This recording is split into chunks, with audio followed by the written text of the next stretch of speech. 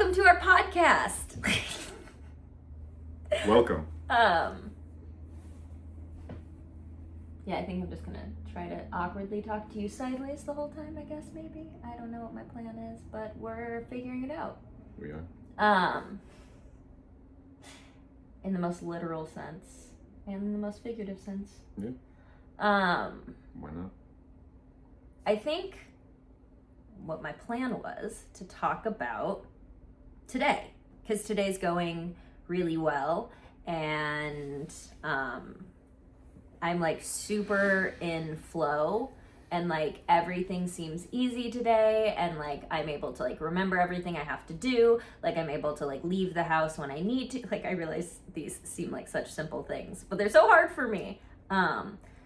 But I'm feeling super on top of things, and I'm feeling super like aligned and in flow, and like everything is going as well as it can be. However, I know for a fact that's just because Michael's been so incredible today. And yeah, like today before I even woke up, he did all of our grocery shopping, and then before I was done getting dressed, he like had the bed made and stuff. Not to mention he worked out before all of that, and just and then helped me like prepare my ginger water before we left. Like just your ability to help me and support me, and then just like you being on top of your shit really helps me, I feel like, be on top of mine, and like helps me be in flow. If that makes sense. It does make sense. Yeah, no, I think it started from last night, and sitting down and getting back to the planning thing and understanding. I mean, it's just having some structure and some. Yeah. Would you say that's like the biggest thing for you? Is like if you have structure in place, that's when you're really able to. Yeah, because I've always said that like free time and flexibility is something I've struggled with, and so having a direction, and having things I need to get done and a kind of time block structure, like that always helps. That's fair. So being able to break it down and see how much time I had before you woke up, and then getting out the door for the dog park, like understanding what I could and needed to get done in order to make that happen. But I feel like it's not always this easy for you. No. Like this is the trending direction, but I feel like it's not always this easy. And I don't expect it to always be this easy, but I guess, so for me, it's like trying to figure out what makes it easy for you and what doesn't, and like when you're able to do those things. You know what I mean? That's fair, but I think kind of like what we talked about over the weekend in terms of like this being a time in our lives that it's kind of like now or never in terms of making some of those consistent changes. Yeah. And at the same time, like tax season and middle of baseball, like if I don't have that structure and get shit done, like it's just gonna continue to spiral, and it's a very slippery slope, we both know, when it comes to that with me. And so no, but I really do think it was just kind of sitting down last night and not just kind of checking out, watching TV or watching a show until we got too tired to fall asleep. But it's so nice sometimes. It is. To just eat dinner and then be lazy and not put stuff away, and then just watch TV until we go to sleep. It is, you're right. Sometimes we need that, but we've done that a lot recently. No, I agree. Because of where we've both been at. And no, I agree. so I think having that, I forgot where it's either a podcast or therapy, but it was like the evening routine kind of sets up the morning routine. Yeah. Obviously. So if you don't have a good evening routine to get you ready to tackle whatever you need to in the morning, like you're not setting yourself up for success as well as you could. No, that's fair. So And I feel like the nightly routine we had last night, like after the couples planning meeting, and just me getting to journal and you reading before bed, I feel like that was really helpful as well. Mm-hmm. But yeah, I don't know. I really appreciate when you do put in that time and effort and you are able to like prioritize yourself and your needs and like take care of yourself so that you're then able to like help me more and take more off my plate. And I just really appreciate that. And I guess I just wanted to acknowledge that as well. But Thanks for acknowledging. you're welcome. But yeah, no, just everything about today, just I guess. And yeah, I guess you're right too about the planning thing, because I mean, even like with this podcast, like we planned to do it now, which then having those plans and being able to like just know what was next, I guess, was helpful as well. If that makes sense?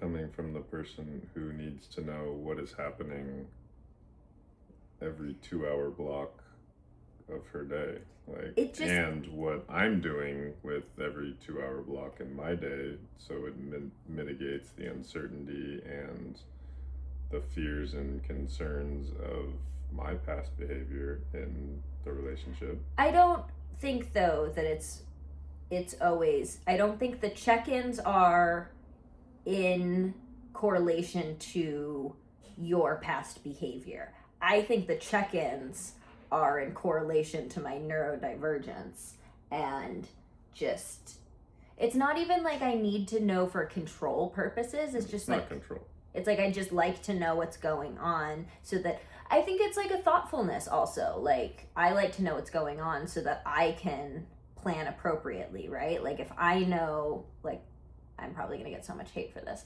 If I know you're gonna be home around like 6:37, then I try to plan to make dinner around that time so that it's kind of ready around when you're home. You know what I mean? And so like if I'm going out of my way to cook you dinner and have it ready for you, I feel like the least you can do is communicate. And I feel like honestly a lot of my schedule, especially during baseball season, is really built around your schedule. And so I think that's why the check-ins are so important for me, is just so that I can manage my schedule as effectively as possible around your super busy, more or less inflexible schedule, because I am the more like daily flexible partner, at least during baseball season. Yes, you work remote, and my job has set hours and set locations where I have to be. Yeah. So I'm not saying that's a negative thing. No, I know. I'm just saying I think that's where my appreciation for the check-ins, as well as like it reassures my neurodivergence, more so than like your past behaviors. That makes sense. So I guess I just wanted to clarify that. Well, because it's not like you're in trouble and no, like, what are you doing? No, I don't feel like it is. No, I know. I know in the past I've told you I was doing one thing and getting lost doing 30 different things that had nothing to do with what I told you I was doing. Well, I mean, I think that's it too. Like also with your neurodivergence, I think sometimes you do get sucked into projects. I'm not saying I don't. No, I know. And I think also probably then the check-ins are because that's how my brain works. Yeah. So I also see that that's the way your brain works sometimes, especially if you're super into something. So I think the check-ins are hyper-focused or scatterbrained and trying to do 10 different things at once. Yes. Because we're both like that. Yes. But, yeah, so I think, like I was saying, like the check-ins and stuff, I think are less about your past behavior and more about just like effectively communicating so that our schedule can be in flow. Yeah. That makes sense. Yeah, again, I didn't want you to think that it was like some sort of consequence for like your past behaviors. I mean, that's typically where I go in terms of like not necessarily correcting it, but like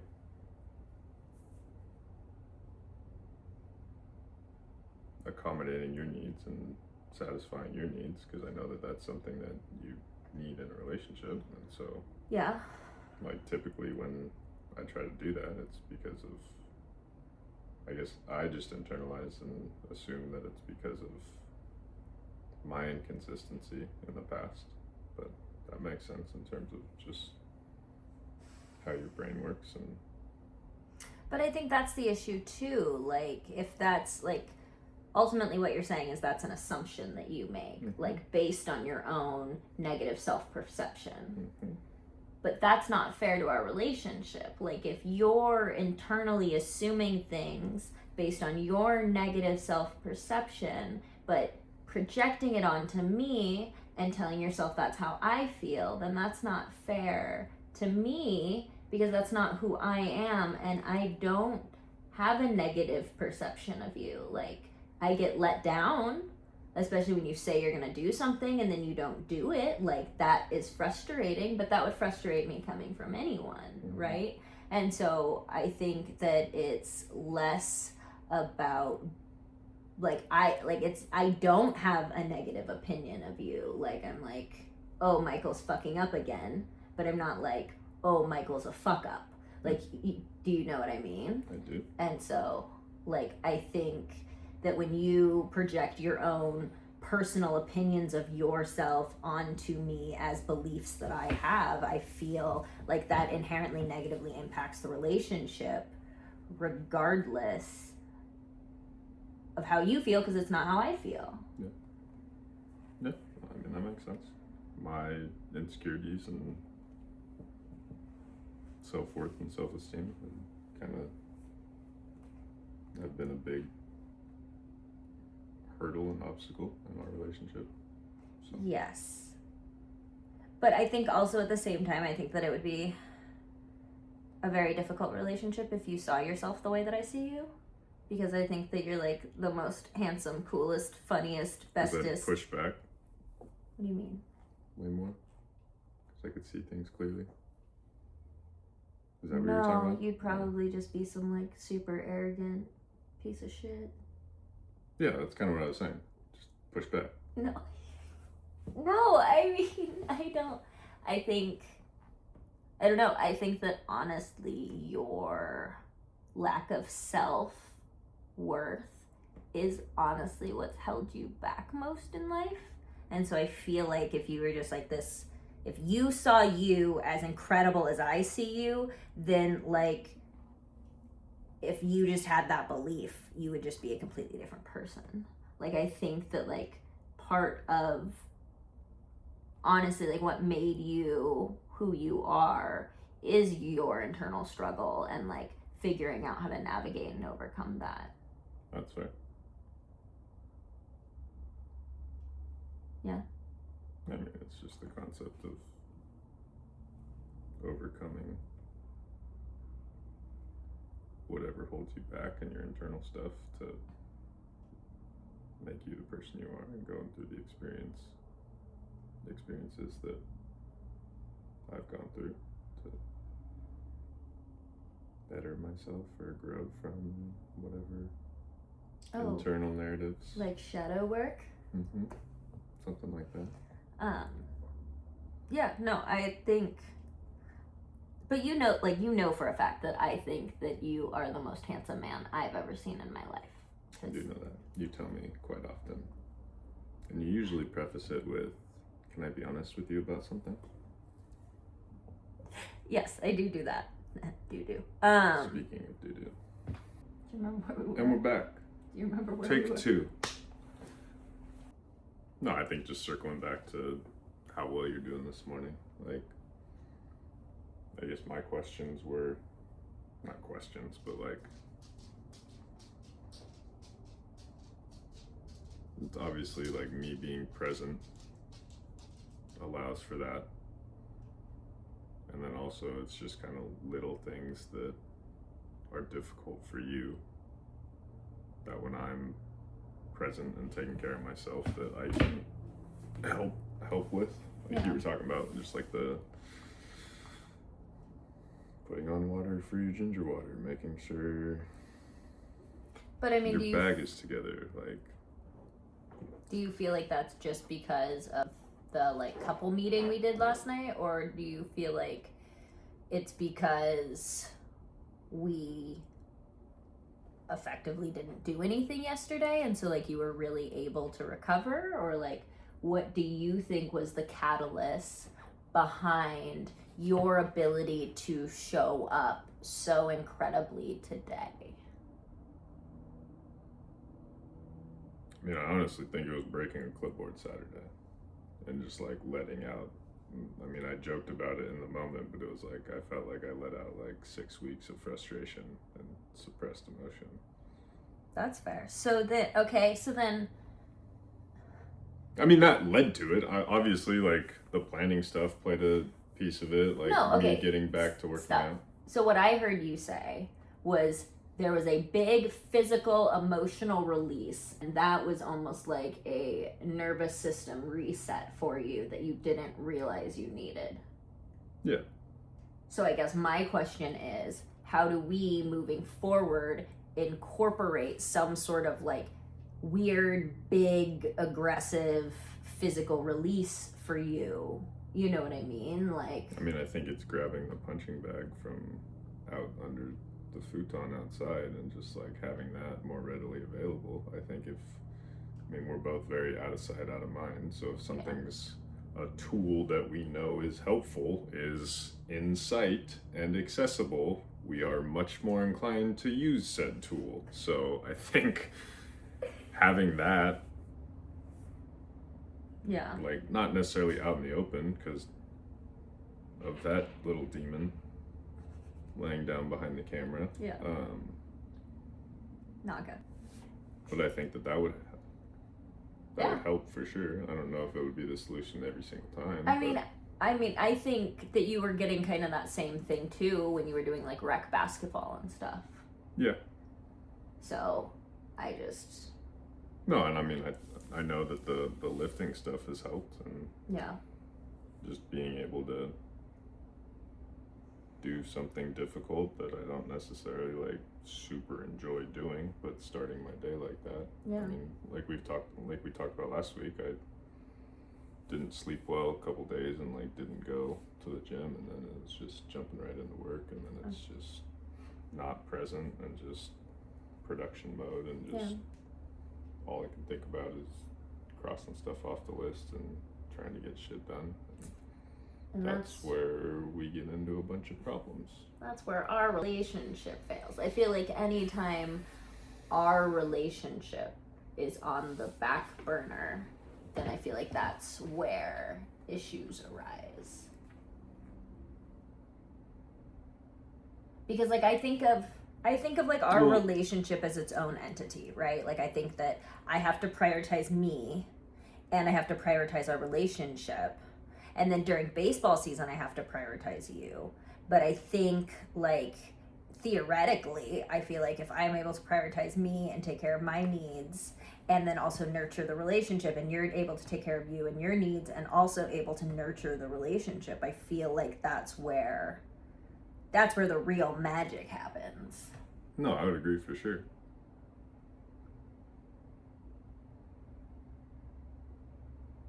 I think my perspective of it is probably a conditioned belief that getting shit done is, in a way, like investing in the relationship, right? Like taking care of stuff that I need to take care of. Well, and to be fair, we've talked about this. We've talked about kind this. of the shift in your love language and what you need out of me. Well, yeah, and I mean, realistically, I don't think when I was doing my master's program and I was like in the thick of my investigation company, like I don't think I had the capacity to be. I mean, I was still pretty like anytime we were together, I was pretty present. But I think for me, what was more important then was that the house was clean, that the meals were like not necessarily prepared because I was still cooking, but just like having them planned and like having the stuff for them. And so, like, I think when my priorities were managing and balancing school and work full time, like that was really hard, like all of it was. And so, like, I think I really needed you to step up more from like household perspective. yeah, and I did need more acts of service at that time, but then also like I've really evolved and shifted as a person since then. Yeah, you have space to breathe as well. Yeah, also So- that. But I just feel like I want to say like I'm a completely different person, but like it's not that I'm a different person. It's like almost like I've been able to get back to myself. Yeah, I was gonna say you're just settling into who you are and what you actually want, Right. and how you want to show up. And we've talked about this too. Like, I think that the only reason I'm able to see these behaviors so clearly in you is because almost every behavior that you struggle with, like, even though they're like toxic masculine traits, like, I struggled with all of them. Like, I have always been a pretty masculine female and like almost overcompensated physically with being like hyper feminine. I mean, but that's also who I am, but also like, you know, you know what I mean? So like I was a very toxically masculine female, I would say more or less into like 2022, 2021, when my therapist like suggested I work on softening. But then I also feel like when I started softening was when our relationship really started struggling. Because you were so used to me like taking charge and taking control of everything. Yeah, well, that's fair. And I mean, I was super lost at that point too. And Yeah. like we talk about not having a sense of self or self-worth now, I mean, obviously it's night and day. Yeah. Better than it was back then. But yeah, I think I needed that direction from you, and now it's been a very slow transition. But yeah, I think it's been. But I mean, I think that goes to what we were talking about with the flow stuff this morning and today, of like me taking that direction. Not necessarily taking charge. And it's but not, like, yeah, exactly. I was about to say, it's not like you're taking control, it's just that. Just that woke up feeling dangerous and dominant and just asserted myself as a man. No, not like that. No, but like, you know how I behave, and I'm very.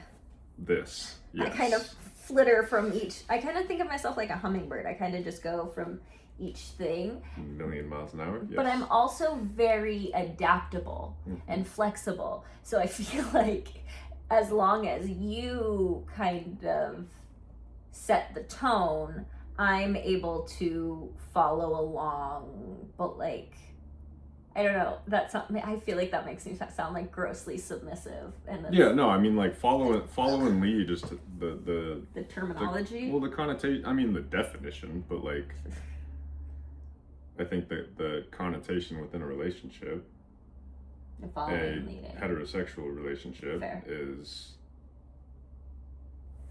come, like lead, follow, you know what I mean? And it's not like, hey, I'm gonna do X, Y, Z, like.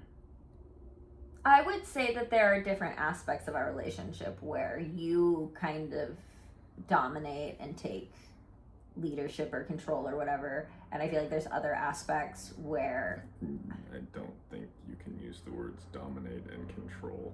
Like we need to come up with better words. I'm using colloquial terms. No, I know, but I'm just saying, like, our definitions and our